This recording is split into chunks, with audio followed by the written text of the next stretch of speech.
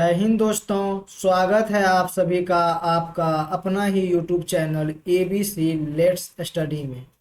30 अप्रैल 2024 से संबंधित सभी प्रतियोगिता परीक्षाओं के लिए अति महत्वपूर्ण करेंट अफेयर्स को डिस्कशन करने जा रहे हैं। तो चलिए शुरू करते हैं आज का पहला प्रश्न से। तो आज का पहला प्रश्न है, हाल ही में चर्चा में रहे कामीकेज ड्रोन का संबंध किससे है? हाल ही में चर्चा में रहे कामीकेज ड्रोन का संबंध जो है किससे है? आपका ऑप्शन है A Israel, B Iran, C रूस और डी चीन। इसका राइट आंसर हो जाएगा option number B Iran. Option number B Iran, ठीक है। कामीकेज ड्रोन जो है, इसमें कामीकेज का अर्थ क्या है? तो इसका अर्थ है आत्महत्या यानी कि सुसाइड। ये ड्रोन जो है कहीं भी यदि मतलब हमला करने के लिए छोड़ा जाएगा तो ये ड्रोन जो है खुद ही वहां पर नष्ट भी हो जाएगा और हमला भी कर देगा, ठीक है। ईरान ने इसको जो है, ईरान से संबंधित है, लॉन्च किया है इसको, ठीक है। ईरान में जो एक संस्था है IRGC, ठीक है, वहाँ की जो है मिलिट्री है, ठीक है, इस्लामिक रिलीजियन और जो है गार्ड क्रोप्स है, यही नाम है इसका, ठीक है। इसमें शामिल किया गया है इस ड्रोन का। इसका क्षमता क्या है? तो ये ड्रोन जो है 30 से 60 मिनट तक जो है उड़ सकता है, ठीक है। 30 से 60 मिनट तक ये उड़ सकता है और जो है 40 किलोमीटर तक की दूरी जो है यह तय कर सकता है, ठीक है। ईरान के बारे में और जानते हैं। तो ईरान की जो कैपिटल है वो कहाँ पर है? तो तेहरान है, ठीक है। यहाँ पर जो है 10 ए लूत और 10 ए कबीर जो है दो मरुस्थल यहाँ पर नामी है, ठीक है। ईरान में ही जो है रामसर जगह का नाम है, जहाँ पर जो है 2 फरवरी 1971 में, 2 फरवरी 1971 में जो है रामसर कन्वेंशन हुआ था, वेटलैंड कन्वेंशन हुआ था, ठीक है, आर्द्र भूमि के लिए। और उसी 2 फरवरी को जो है हम लोग राम विश्व आर्द्र भूमि दिवस मनाना शुरू करते हैं, ठीक है, बनाते हैं, ठीक है। ईरान जो है SCO का भी मेंबर बना है। SCO का जो है 9वां मेंबर ये ईरान बन गया है, ठीक है। SCO का जो है फुल फॉर्म क्या है? संघाई संघाई सहयोग संगठन इसका जो है फुल फॉर्म है। और ये जो है इसका मुख्यालय कहाँ पर है? बीजिंग चीन में इसका मुख्यालय है, संघाई में इसका मुख्यालय नहीं है, ठीक है। और इसकी सांस्कृतिक राजधानी जो है वो वाराणसी भारत है, ठीक है। और ब्रिक्स में भी जो है शामिल हुआ है ये ईरान, ठीक है। ब्रिक्स में जो 5 देश शामिल हुए हैं उसमें ईरान भी है। और जो शामिल नहीं हुआ है वो अर्जेंटीना है, जिन्होंने शामिल होने से मना कर दिया है, ठीक है। आगे बढ़ते हैं। आज का दूसरा प्रश्न, दूसरा प्रश्न है, हाल ही में किस भारतीय पर्यावरणविद को गोल्डन मैन पुरस्कार 2024 के लिए चुना गया, ठीक है। किस भारतीय पर्यावरणविद जो है को गोल्डन मैन पुरस्कार 2024 के लिए चुना गया? आपका ऑप्शन है ए रणदीप हुड्डा, बी आलोक शुक्ला, सी गीता सभरवाल और डी रतन टाटा। इसका राइट आंसर हो जाएगा option number B Alok Shukla, ठीक है। गोल्डन मैन जो पुरस्कार है, इस पुरस्कार का जो है दूसरा नाम क्या है? ग्रीन नोबल अवार्ड भी जो है इसको कहते हैं, ठीक है। ग्रीन ग्रीन नोबल नोबल पुरस्कार भी इसको कहते हैं, ठीक है। इसमें जो है मतलब 5-6 आदमी को दिया गया। तो ये जो है इंडिया की तरफ से कौन शामिल है इसमें? तो आलोक शुक्ला जो है इसमें शामिल है, ठीक है। ये कहाँ के हैं? तो ये जो है छत्तीसगढ़ के हैं, ठीक है, छत्तीसगढ़ के हैं। इन्वायरमेंट से इनका जो है संबंध है, ठीक है। हसदेव जो है वन क्षेत्र वहाँ छत्तीसगढ़ में जो एक हसदेव वन क्षेत्र है उसी संरक्षण के लिए जो है इनको यह पुरस्कार मिला है, ठीक है। और छत्तीसगढ़ का फेफड़ा भी जो है हसदेव वन क्षेत्र को कहा जाता है, ठीक है। हसदेव वन क्षेत्र को छत्तीसगढ़ का फेफड़ा भी कहा जाता है, ठीक है। यहाँ पर जो है कोयला का मात्रा जो है बहुत ज्यादा कोयला मिला है, ठीक है। इसी के खनन खनन से जो है पर्यावरण को जो है दूषित होता था पर्यावरण, इसी को जो है रोकने के लिए इनको यह अवार्ड मिला गया है, ठीक है। तो गोल्ड मैन पुरस्कार पाने वाले जो है पहले भारतीय कौन है? तो मेघा पाटेकर जो है पहले भारतीय है जिनको ये अवार्ड गोल्ड मैन पुरस्कार जो है मिला है, ठीक है। कौन है पहला? तो मेघा पाटेकर है, ठीक है। इनका संबंध किससे है? तो नर्मदा बचाओ आंदोलन से जो है इनका संबंध है, ठीक है। अमृता देवी बिश्नोई अवार्ड जो है ये कौन सी फील्ड में मिलता है, तो इन्वायरमेंट के फील्ड में मिलता है, चिपको आंदोलन से संबंध है, ठीक है, अमृता देवी बिश्नोई, ठीक है। वर्ल्ड इन्वायरमेंट डे कब मनाया जाता है, तो 5 जून को जो है वर्ल्ड इन्वायरमेंट डे मनाया जाता है, कब, 5 जून को मनाया जाता है, ठीक है, 5 जून को। पृथ्वी दिवस कब मनाया जाती है, तो 22 अप्रैल को जो है 22 अप्रैल को पृथ्वी दिवस मनाया जाता है। लंग्स ऑफ अर्थ यानी कि पृथ्वी का फेफड़ा किसे कहा जाता है, तो अमेजोन वर्षा वन को जो है पृथ्वी का फेफड़ा कहा जाता है, ठीक है। आगे बढ़ते हैं आज का तीसरा प्रश्न की ओर। तीसरा प्रश्न है, हाल ही में संघाई तीरंदाजी विश्व कप 2024 में व्यक्तिगत महिला टीम और मिश्रित टीम स्पर्धाओं में स्वर्ण पदक की हैट्रिक किसने लगाई है।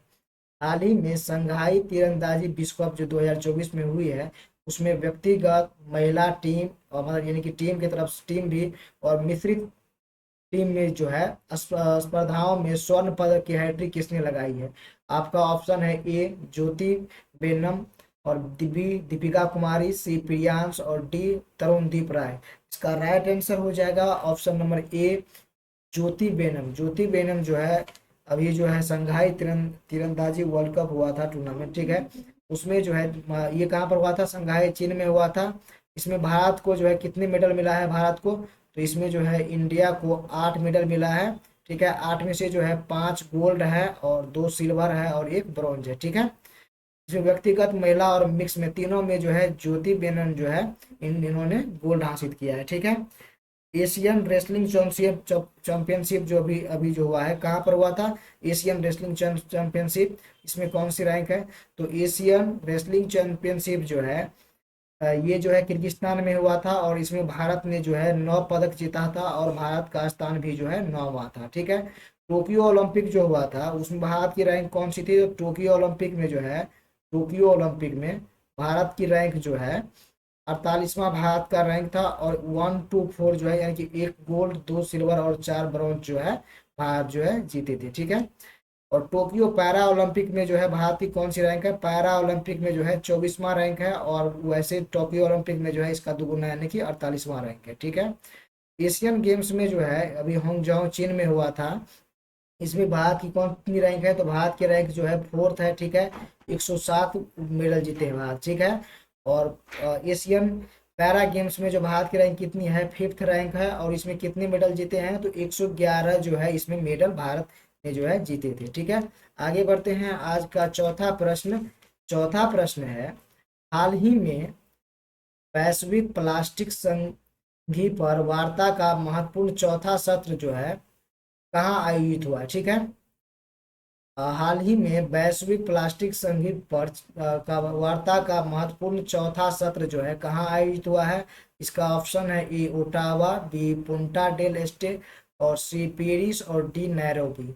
इसकी इसका जो राइट आंसर हो जाएगा वो हो जाएगा ऑप्शन नंबर ए ओटावा, ऑप्शन नंबर ए ओटावा, ठीक है।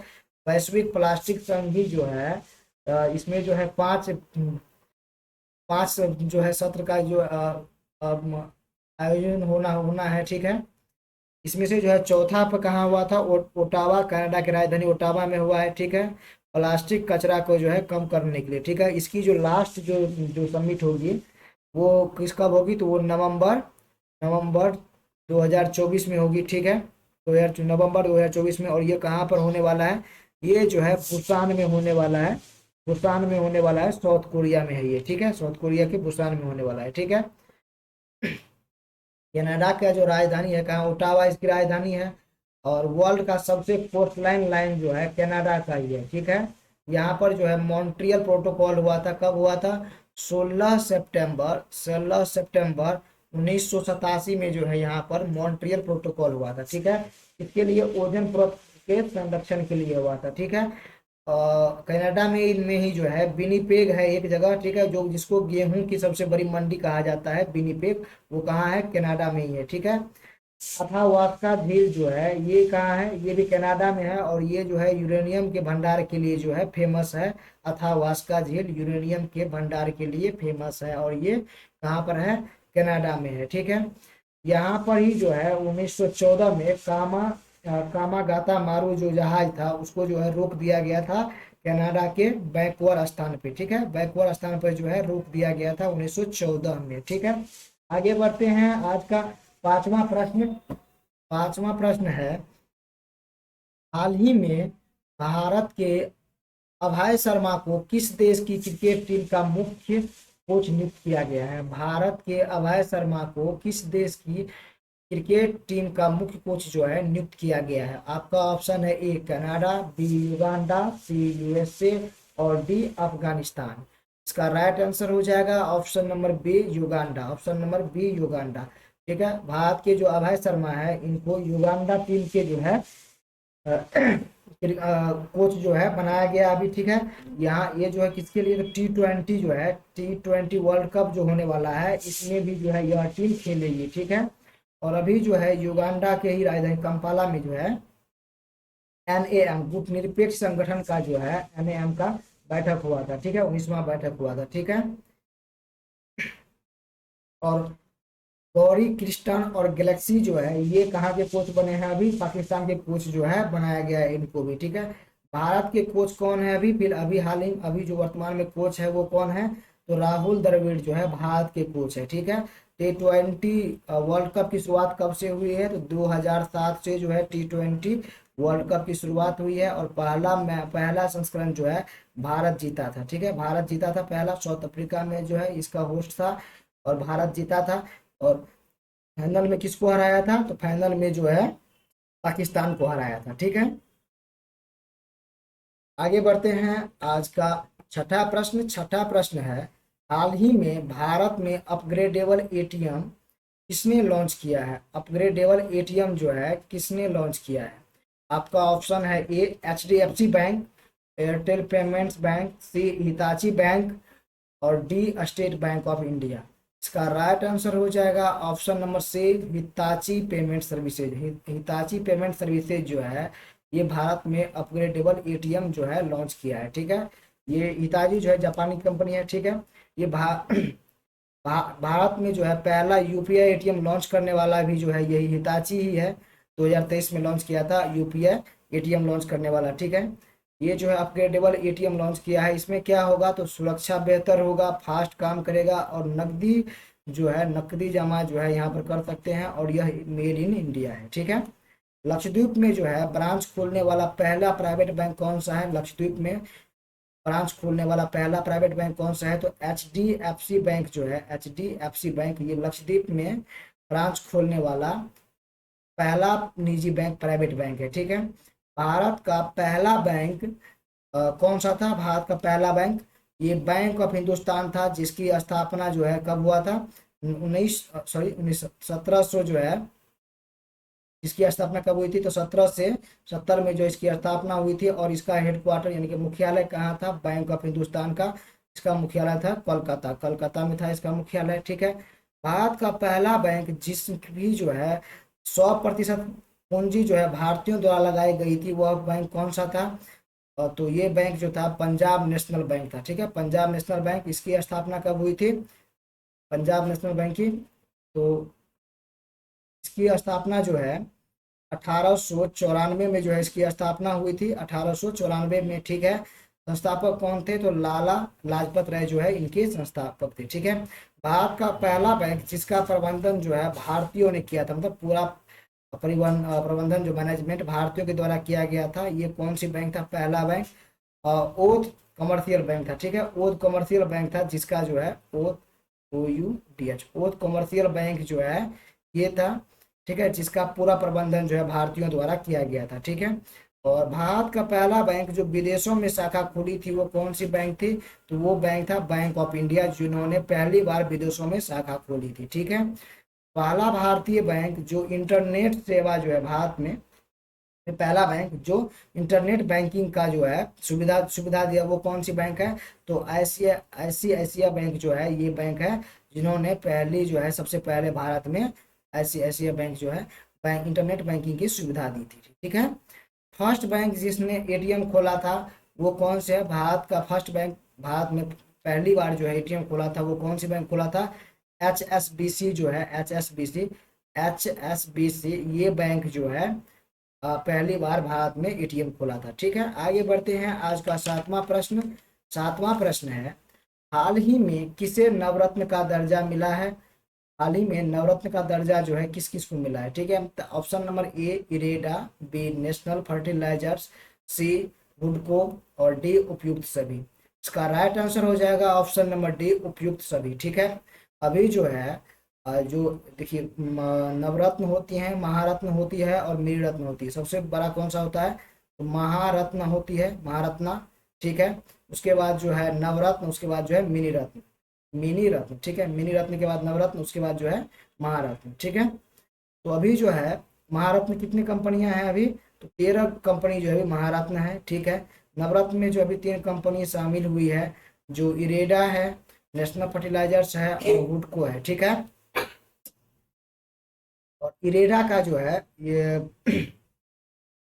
ये जो है रिन्यूएबल एनर्जी संबंधित ये है, ठीक है।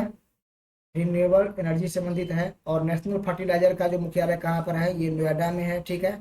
और हुडको जो है, हुडको ये हाउसिंग डेवलपमेंट की के क्षेत्र की कंपनी है, ठीक है। आगे बढ़ते हैं। आज का आठवां प्रश्न है, हाल ही में चर्चा में रहे पंडित लच्छू महाराज पुरस्कार का संबंध किससे है। पंडित लच्छू महाराज का पुरस्कार का संबंध जो है किससे है। आपका ऑप्शन है A Bharatanatyam, B Kathak, C Kuchipudi, D Mohiniyattam. इसका राइट आंसर हो जाएगा option number B Kathak. Option number B Kathak. Kathak से जो है पंडित लच्छू महाराज का संबंध है। ये अवार्ड हाल ही में दिया गया है, ठीक है। पंडित लच्छू महाराज अवार्ड दिया गया है, पुरस्कार किनको दिया गया है, तो हेमा मालिनी जी को दिया गया है और सायरा बानो को दिया गया है यह पुरस्कार, ठीक है। कथक एक जो है शास्त्रीय नृत्य है जो है कहाँ पर, नॉर्थ इंडिया में, यानी कि जयपुर, लखनऊ, बनारस, यहाँ पर जो है ये नृत्य किया जाता है, ठीक है, इससे संबंधित है। या इसके जो फेमस कलाकार कौन कौन है, पंडित बिरजू महाराज है, पंडित लच्छू महाराज है, पंडित बिरजू महाराज है, ठीक है। पंडित बिरजू महाराज को जो है पद्म विभूषण मिला है, ठीक है। पंडित अच्युतन महाराज है, ठीक है।